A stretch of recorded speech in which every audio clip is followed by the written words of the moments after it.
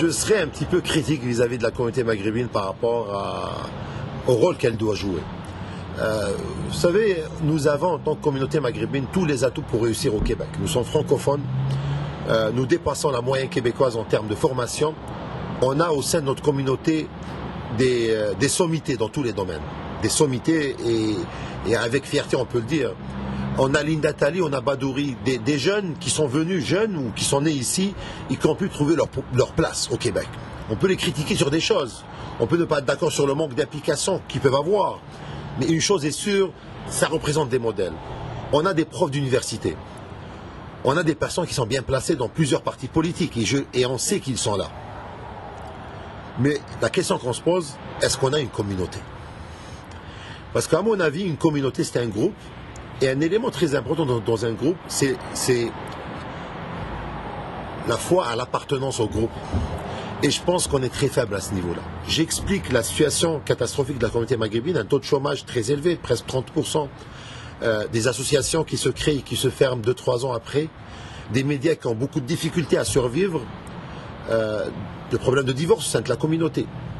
Même nos commerces sont limités. Vous savez, moi j'ai essayé de compter le nombre de types de commerces de la communauté, ça ne dépasse pas 7-8 types de commerces. C'est comme si les Maghrébins arrivant ici, il perd son génie, il réduit son type de commerce à 3, 4, 5, 6 commerces. Tous ces problèmes-là démontrent ou nous poussent à se poser la question, est-ce qu'on réellement on a une communauté? Moi je pense qu'actuellement on est dans une phase de construction de communauté. Mais par contre, il y a des problèmes qu'il faut qu'on évite au départ. Moi je lance un appel à tous les membres de la communauté maghrébine. Vous pouvez avoir le meilleur poste au monde. Hein. Vous pouvez être ingénieur, directeur, professeur d'université. Mais vous resterez maghrébin. Et ce n'est pas une tare, c'est une réalité du modèle d'intégration canadien et québécois. Vos enfants resteront maghrébins. Et si vous n'allez pas vous impliquer à organiser cette communauté, tôt ou tard, vous allez subir les conséquences de la désorganisation de la communauté. Et le dernier moment de votre vie, ce serait à votre mort. Vous n'aurez pas autour de vous une communauté qui pourra au moins célébrer votre mort, comme le font les autres communautés. Donc vous pouvez avoir l'argent que vous voulez, vous pouvez avoir les moyens d'intégration que vous voulez, juste la célébration de la mort, on n'arrive pas à la faire comme adéquatement. On n'arrive pas à célébrer nos fêtes adéquatement parce qu'on n'a pas un centre communautaire à la hauteur de la communauté. Et un centre communautaire construit par les enfants de la communauté, non pas subventionné ou créé par des autorités des pays d'accueil parce que eux, ils ont d'autres rôles à faire. Et c'est pour cela que l'appel que je lance et la source de la solution serait l'implication de tous. Une implication qui ne nécessite pas automatiquement l'implication au niveau d'un mouvement associatif, mais au moins une implication, une présence, un support financier s'il le faut, un support moral s'il le faut. Mais il faudra que les gens soient là. Et beaucoup de gens ne sont pas autour des tables, ne sont pas autour des activités que quelques leaders communautaires, quelques personnes qui ont compris ça essayent de développer. C'est sûr qu'il y a des gens qui donnent une mauvaise image de l'implication communautaire. C'est sûr qu'il y a des gens qui donnent une mauvaise image de l'implication médiatique communautaire. Mais il faudra remplir le terrain. C'est en ayant beaucoup de gens de bonne volonté autour de la table qu'on va permettre à ce mouvement associatif, à ces médias communautaires, d'avoir des gens compétents. Un autre élément que je considère très important, et qui bloque à mon avis l'organisation communautaire, c'est l'ingérence.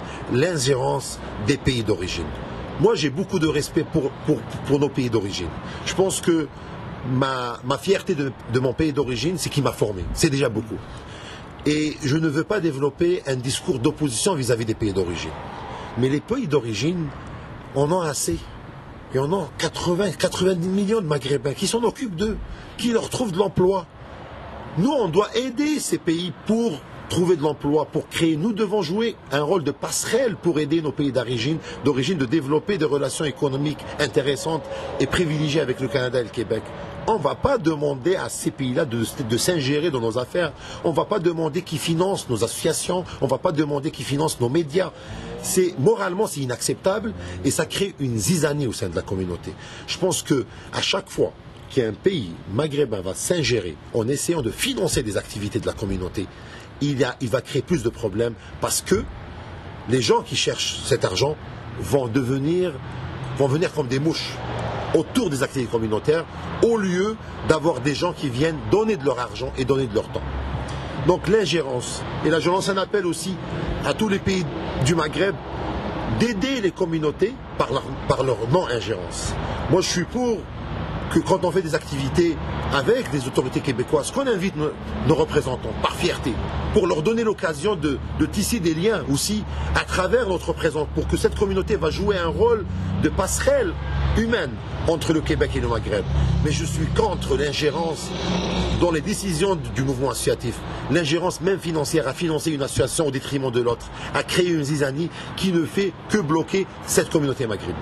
Un troisième élément que je considère, donc après l'implication de tout le monde autour de la communauté, la non-ingérence des autorités des pays du Maghreb dans l'organisation de la communauté maghrébine et laisser cette communauté elle-même venir vers les pays pour travailler ensemble à trouver les moyens qu'on peut aider nos pays. Et entre autres, moi je vois PMM, ce que PMM fait c'est extraordinaire.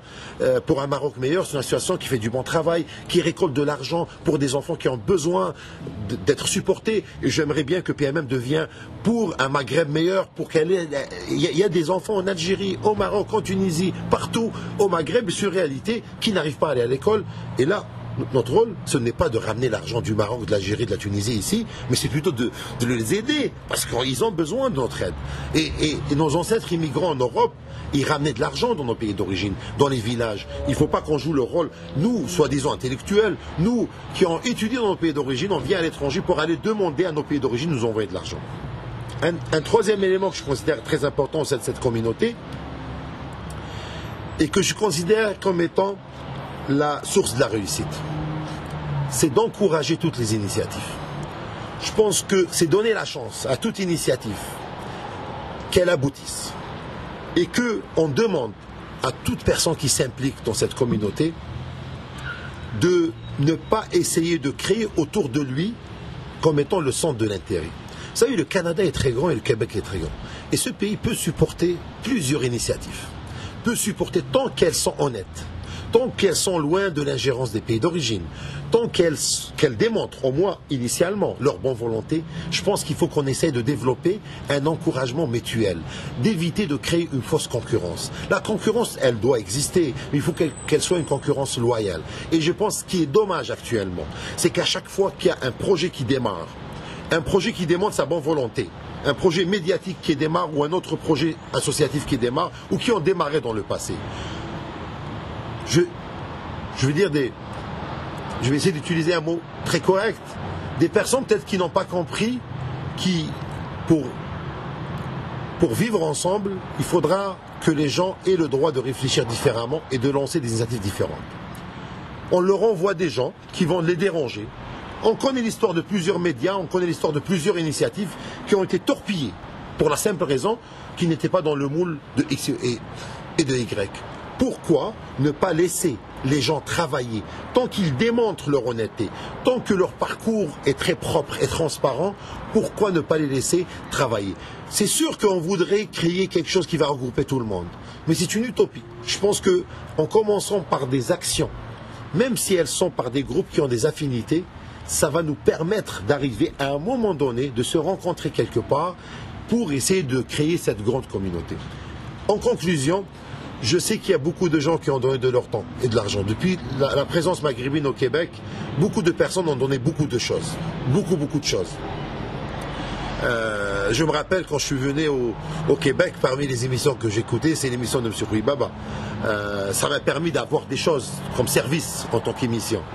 Avant même mon implication, d'autres personnes sont venues après qui ont donné d'autres choses. D'autres, c'est ceux qui ont donné avant donc cette initiative d'autres choses. Le centre culturel algérien, la fédération marocaine, à un moment donné, c'était pour moi une référence, quand ça fonctionnait et que les gens profitaient d'un certain service. Et c'est malheureux de dire qu'actuellement, je sens la communauté comme si bloquée. Et je ne sais pas pourquoi elle est bloquée, quand il y a tant d'énergie et tant de ressources qui peuvent vraiment l'amener comme étant une communauté très importante. À la fin, je dirais un seul mot. Si on ne va pas s'organiser, personne ne va nous aider. C'est très simple. Le ministère de l'Immigration, les institutions, même nos enfants, vont nous le dire dans le futur que vous n'avez pas fait le nécessaire pour que cette communauté soit forte.